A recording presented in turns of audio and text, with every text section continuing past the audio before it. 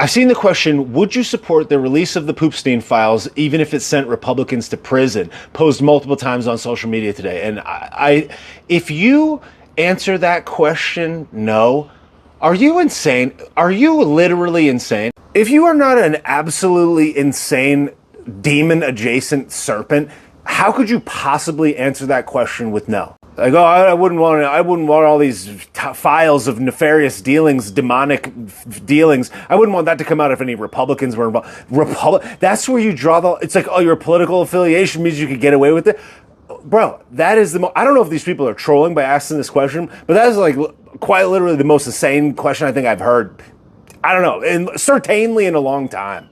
Because generally speaking, injustice anywhere is injustice everywhere. So yeah, I wouldn't care if every single Republican in the entire government went to prison if they were in those files and committed those crimes. I wouldn't care if every Republican that could ever be a Republican in the history of time going forward and backwards 1,000 years into the future. If you committed these acts and you were in these files and you broke the law, I don't care who you are, what you are, or when you are. And I certainly would never even imagine to be like, well, you know, they're politically aligned with me. Absolutely not, dude. And it's like, depending on what you think the most nefarious of crimes are, it's like, what is not more dark? What is not more worth being angry about than something that happens to children? Specifically, the type of exploitation that we're talking about. It's like, whom deserves more protection and or outrage other than people that are a victim of that specific thing? With the exception of unaliving people.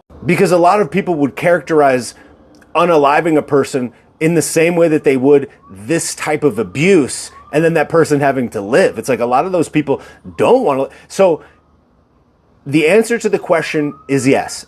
If I wouldn't care if every single person in Congress, every person ever went to prison if they committed these crimes and were in these files and there was proof of it. Yeah, everyone, everywhere, anytime, every time, forever. Case closed.